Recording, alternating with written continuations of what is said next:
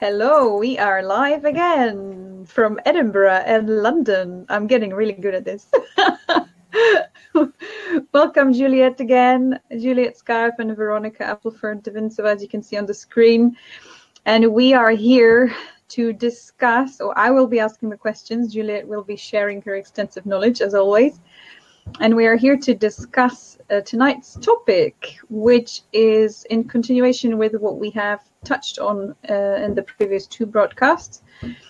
And that's food sensitivities, food allergies, and also looking at the causes behind them and looking at some potential remedies or how to tackle them in a holistic way. And the second topic we will talk about is, what was the name of the article that you mentioned? Flavored to Kill. Flavored to Kill. So we will talk about food additives, and I'm sure some of what I have read is some of the food additives are not only in food. I mean, these are preservatives and certain chemicals that are used not only in food but also in the cosmetic products, right? So we will look at some of those, the major ones, and how they can affect our health, how they can affect our bodies, and how they also can affect us not only on a physiological level, as in only on the physical level, but also how they can affect mental health and behavior, and especially in kids, because you said to me, Juliet, that you come across that quite a lot in children, that behavioral issues that may what we consider issues or changes in behavior that may not be related to the personality as such, but really that have huge environmental factors. Mm-hmm. So, Juliet, I'll give the word to you. Tell us a little bit about, again, you're talking from your experience, your clinical experience. Tell us a little bit about food sensitivity, food allergies, and the major points that you'd like to cover that are relevant. Well, I would say that everyone has food sensitivities, just most people don't know it because they may not necessarily be paying attention to the signals that their body is giving them, or they may just watch TV and think that it's completely normal to experience indigestion on a daily basis, or headaches or dizziness or any number of milder symptoms that food or eating the wrong foods can generate. And what I do see with parents is, and this is in no way disparaging, is that when it's pointed out to them what is the cause of the children's behavior, they are absolutely gobsmacked and outraged that no one's ever pointed this out to them before. And, you know, the thing that I am asked the most, particularly with my background in law as well, is they will say to me, how is this legal? How is it legal to poison our children? And that's not an overstatement. You were sharing some things with me earlier in our conversations, and that really isn't an overstatement. So again, it's all going down to education and being empowered, or feeling empowered to make better choices for ourselves and for our children. Mm-hmm. Yeah, we're taught that this, through advertising, through propaganda, through subliminal messaging, which is in all children's programs. There is product placement in all children's programs. It's becoming more and more overt, and it's a battle for parents. Children, in my experience, when you initially remove these aspects from their diet, they will behave like addicts. They will fight, they will scream, they will shout, they will kick back. But once you get them past the period of approximately 21 days, when that cycle of addiction starts to come to an end, then you have children whose behavior is very different in a very positive way. So it's worth the struggle. Mm-hmm. But for parents, every single food manufacturer and producer will target children because they are the ones that drive, generally the mother, to spend the money. And this is what we're up against. Mm-hmm. It's so much bigger than just the food. It's about how the food is presented to us and how it is propagandized through the children. So the good news is that manipulation, essentially. Yeah. By removing certain things from the children's diet, you can completely change their behavior. And as I said, when it's pointed out to parents, they are generally completely horrified that they don't know this. But again, it boils down to these chemicals that are in food are interacting with the gut, and whereby interacting with the gut, there is the connection between the gut and the brain. So you've got that loop again that we've spoken about. So parents are completely confused how food that is ingested can then end up affecting the brain, but that's because of something called the blood-brain barrier, and certain compounds that food manufacturers pay chemists a lot of money to create these compounds that not only affect the brain, but also affect how we ingest food. So what I mean by that is a lot of these foods would be completely inedible if they didn't have these chemical compounds in, because our brain would say, this tastes disgusting. But with those chemical compounds in, it's literally tricking the brain to thinking that, wow, this tastes amazing. And one of the key indicators that you're being poisoned during a meal is if you feel thirsty afterwards. So going back to even, okay, let's start with, you started talking about the food additives first. So let's go a bit more in depth into it. So when, because you're a lawyer, you may have awareness also how the legislation works behind how a certain compound is approved for human consumption. Is there how come this is happening? Why is this happening, and where it shouldn't be happening? Because much like cosmetic companies, they it's self-certified. So it's the fox looking after the hen house, because it's always about money. So it's not about our health. It's not about our well-being. This idea that people have is that if something is sold in a store, it must have gone through a series of tests. Absolutely not. Absolutely not. We are the tests. It's being tested live on us every day. That's the truth. And people don't want to hear that, because they want to think that there is some greater good that is keeping an eye on them and keeping an eye on their children. That's why they get so angry when I tell them the truth. But it is the truth. Anything that we eat or apply to our skin doesn't go through the testing that people think it does. Sorry, I think we have a little bit of a technical issue. We're back. Okay, so sorry, can you say that again? Maybe, am I still frozen? No. No, okay. I see myself here.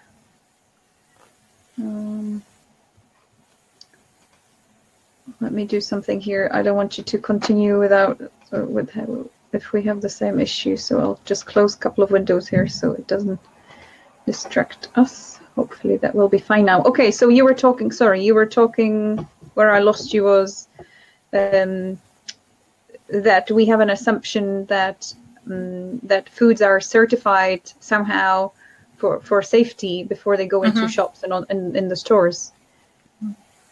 Well, they're certified by the company that is producing them. So they are not independently certified. They do not go through rigorous testing as people think that they do. I don't know how people get this idea, but they think that if it's sold in a shop, then therefore it must be good for them. It must be safe. It must not contain things that would be harmful. But ultimately that is not. It's simply not true. And what are the most common food additives that are the most dangerous that we should be avoiding? I mean, I'm sure there is a number of them, but what are the top few that we should be aware of? The glutamates, so the MSG. So monosodium glutamate. And at last count, it's called over 74 different names in the UK. So finding it on a label is actually not easy at all.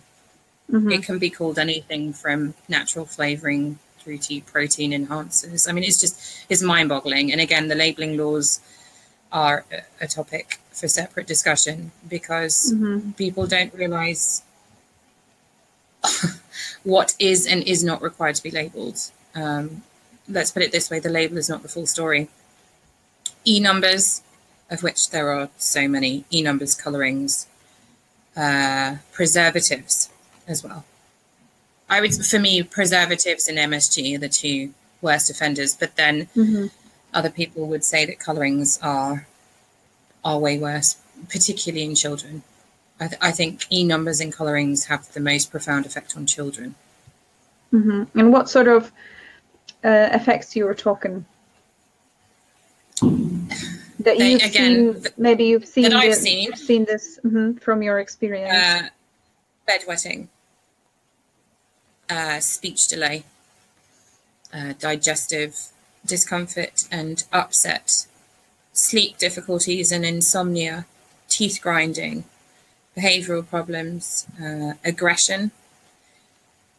So, for example, fighting with your sibling. I mean, these are serious. These are very, very real. And what about sort of a hyperactivity symptoms, or yes, not having attention span and sort of being mentally highly aroused and erratic? Would that be another one? Yes, I mean, hyperactivity is one of those sort of global phrases like stresses to encompass lots of different things. So within hyperactivity, you would see aggression, you would see insomnia, because children have what is referred to as excess energy, but it absolutely isn't. I mean, my first exposure to this was as a child with my brother being severely intolerant of food, and it took a very, very long time to ascertain what the issue was with his so-called behaviour. And once those items were removed from his diet, his behaviour changed overnight. And before that point, he was considered to be out of control. His nickname was the Tasmanian Devil. And so that took 7 years to get to the bottom of it. The education system failed him. The so-called specialists failed him. It is incredible. And yes, things are much more easy to be tested now. People are much more open-minded. But the food that contains these chemicals is everywhere. Parents can be incredibly strict, and then all that happens, to change this, is that a child goes to a birthday party, is exposed to this in one dose, and then the cycle starts again. So it's difficult for parents. I can imagine. I don't have children myself, but I can imagine. That really is challenging. And it looks like it can be one of the first things to do if someone is going through this experience, is look at the food to at least eliminate any connection to it. So looking at the diet and looking at we're talking gut health as well. Looking at those things could be really, really beneficial. And what would you say to someone if they say, oh, what about just in small doses, like a little chocolate or a little bit of crisps every day, or, would that not be harmful? Is that okay still? What would you say to that? Well, we know from homeopathy that even the smallest dose can have a profound effect. Children, in my opinion, should not be, and adults too, but we're focusing on children today, they should not be ingesting these, and children should have the purest diet possible. Their brains are still growing, their bodies are still growing. They need to be nurtured and given the most nutrient-dense food possible. And I understand the argument, which is, well, I don't have time and it's expensive. Well, I disagree. There are plenty of options that are available that don't take very much time to prepare. Dried fruits that don't have these, even things that parents would consider healthy, they are just so unaware that they're soaked in these compounds. And I wish that I could make these companies more transparent, but there's no pressure on them to do that. We need people to become aware, and then that pressure will be applied, and then things will change. Okay, so basically the advice would be making either homemade food or educating. Are there any good resources for finding out more about food additives? Any lists or any? I mean, we can post something later as well. Or did you create something that would be a useful, something useful to share? What, as the sources of where you'll find these chemicals? Yes, yeah, where people can go in a bit more detail. Not that I know of. I mean, I've written a number of articles on this topic. I'm sure I could put something together, but effectively, the answer to that is anything that is processed, anything that comes to you in a packet that's not being made by you will contain these chemicals. Why? Because it's about money, it's about the supply chain, it's about these products being able to travel as far as possible and to be available to be on the shelf for as long as possible to maximize the profit margins. That's what it's always about. And so these foods are so far removed from what they originally started out as. Even something like delicatessen meats, people would consider those to be healthy, but what they don't understand is that they're soaked in nitrates in order to change their color and to make them look more appealing, and also to enhance the flavor. So you would think, well, I'm buying something fresh, you know, how can it possibly be like this? So it does require an awful lot of thought. And what would be, for example, you're talking about nitrates, what would be the effects of nitrates on the body? It causes depression. It will put an enormous strain on your digestive system, which will obviously affect your energy levels. Again, nitrates pass through the blood-brain barrier, so you can have it affecting your ability to regulate your temperature, your ability to sleep, all sorts of things. Everyone is very different. Someone may have one symptom and other people may get 4 or 5 at the same time. And are they stored, all these additives, do they pass through the body or are they stored somewhere in the system? They put the kidneys under an enormous amount of pressure. That alone accounts for a lot of people that I see with lower back pain, is it's actually their kidneys being overworked. People don't really think about that. And so if they're not excreted in the body, are they stored in a particular organ, or do they circulate? They're normally stored into fatty tissue.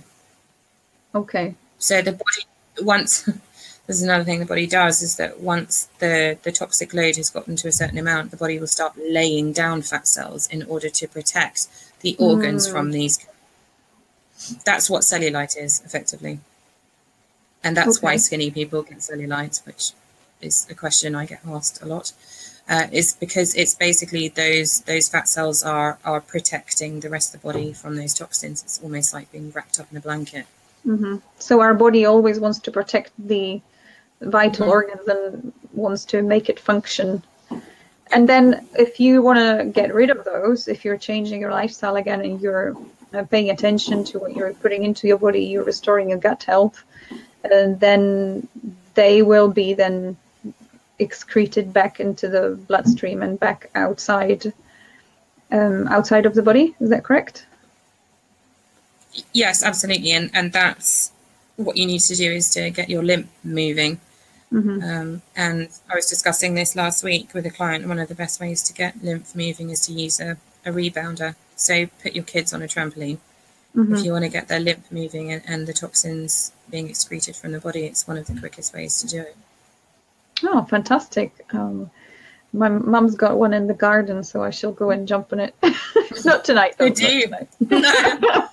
It's a bit too cold right now. And it is too cold. We're here live, so I can't really just go and say, I'm just going to go for a jump now. Okay. Okay. Well, that's very, very interesting.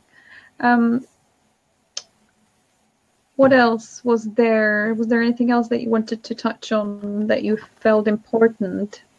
Or shall we go to talk a little bit more about the food sensitivities and allergies, which is all linked really with the food additives as well, I'm sure. Can actually food additives cause food allergies and sensitivities? Yeah, well, there's a big difference between an allergy and a sensitivity, just to clarify that point. Some people use them interchangeably, and they're absolutely not. I mean, a food allergy can be deadly. A food allergy can lead to hospitalization. It can lead to organs shutting down. So that's obviously in a different category to food intolerance or sensitivities. Those two words are used interchangeably, and an intolerance or sensitivity will generally lead to digestive disturbance and the other symptoms, some or all that we've talked about earlier. I know that if I have MSG, for example, which I do not want to have, but if a restaurant tells me, no, we don't use it, and I trust them, I will get a throbbing sensation in my sinuses. I can almost feel it going through the blood-brain barrier, and it will detrimentally affect my sleep. It will make me feel like I'm wired. Like I've had 3 cups of coffee before going to bed, so I'm extremely sensitive to it, as many people are. But that can be also, can it be an opposite effect? So, for example, I can feel that if I go somewhere and if I go out and eat certain foods, that really makes me feel really, really sluggish, and I can feel that the quality of the sleep is not good, and the next morning I'm kind of everything's stuck. I feel bloated and my eyes are puffy, and that's to do with your electrolytes. That's to do with so again, that's digestion related. That's to do with your potassium levels, and to do with the fact that you're holding onto water because your salt balance has gone all over the place because you've effectively had fake salt through the MSG. Glutamates are salts in origin, and that's another reason why they make us feel so thirsty. Yeah, they're horrible, absolutely horrible compounds. And some people vomit after having MSG. I've certainly treated clients that react to it very, very badly, but that still wouldn't be considered an allergy. I mean, an allergy is where it affects your breathing or, is very serious. But yeah, it does. MSG is one of those. And it makes me so frustrated that in the UK, it is not considered to be on the food sensitivity list. If you go into food producers and say to them, do you use MSG? They'll say, some of them will say to me, well, we don't know. And I say to them, are you aware it's a known allergen? It's a known carcinogen. It's a known excitotoxin. And they just look at you like you're insane. Because the government haven't said, oh no, it's a known allergy. You've got to tell your customers about celery, but you don't have to tell them about MSG. It's just completely insane to me. Insane. So that is definitely. What would you recommend, or how do you actually treat people who have a certain allergy? Can that be reversed completely? Yes, absolutely. How do you deal with that? It's all about healing the gut. So it's going back to the points that we made before talking about leaky gut. So obviously it's about removing those compounds from the diet and cleaning up the diet and the lifestyle, getting the lymph moving and repairing the gut so that the gut can start functioning at optimal levels. And then in the unlikely event that food is ingested at a future date, the reaction will certainly not be the same. So there won't be that immune response. Because remember, when the body consumes something that it knows is a foreign substance, you get the immune response and most of the symptoms. And the reaction is the immune response on a sort of sliding scale. And at the end of that sliding scale is obviously the allergy and the very serious illness that some people can end up in hospital. And some people are so intolerant to certain food groups that, they can be hospitalized. That's because the immune response that the body is producing is extreme. And when you talk about, again, going back to the gut health, would the allergy be also contributed to by a certain bacteria in the gut? Sort of, we call them the opportunistic bacteria. When it's out of whack, then you get more of those opportunistic bacteria. Would they have a interaction with whatever we're putting in our body as well? And can they cause allergic reactions? I don't think they cause allergic reactions. Or contribute to it, or have a link to it? Yes, they absolutely contribute to it, because the more bad bacteria that I see in a client, the greater the immune response and the immune cascade. So you've got a body that is just out of sync, out of balance, and is reacting in a very aggressive way to certain stimuli.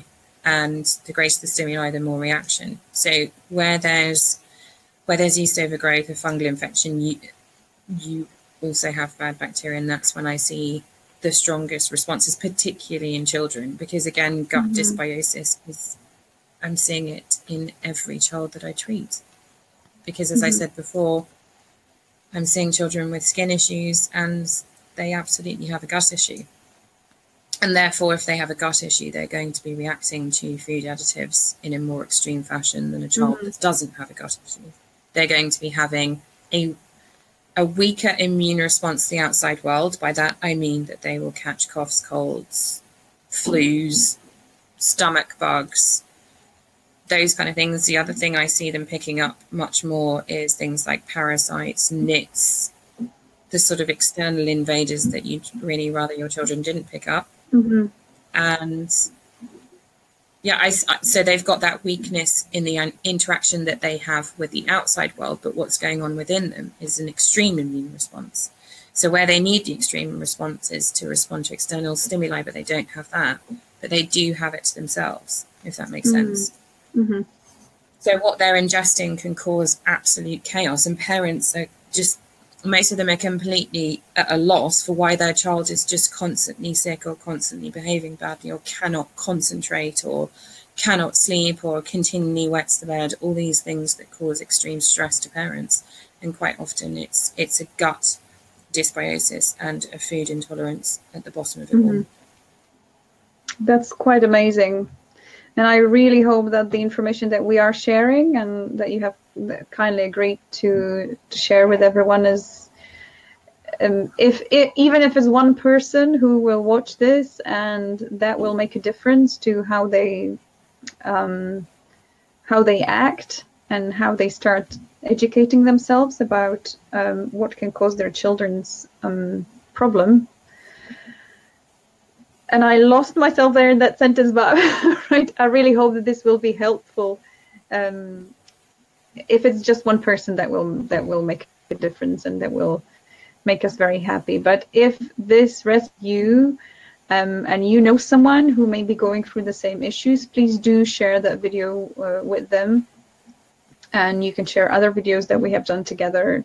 They really, really need to watch this. I truly believe it. Yes. Okay. Well, thank you, Juliet. I don't think we have any questions. Again, it's all open to questions, even when you watch the recording. Please ask, and Juliet will answer when she can. If I can, yes. The next time, yeah, and if she can. Okay. Thank you very much. I wish you a lovely evening, and next week, which will be next Thursday, is it the 9th? Yes, Thursday the 9th, we'll be back online at 8 p.m. UK time, and we will talk about water, the importance of water. We have touched on that topic. It's a very essential topic, as well as the gut. So we'll talk about water filtration, some of the compounds that can be found in water, and how they can affect your health. And we will also touch on and talk about molecular hydrogen as a therapeutic medium or compound to your body, and how that works and how you can get more of it and how can it be helpful. Okay. Have a lovely evening. Have a great rest of the weekend and successful week ahead. And we will see you again on Thursday. Bye. Bye. And thank you, Juliet. Welcome. Bye-bye. Bye.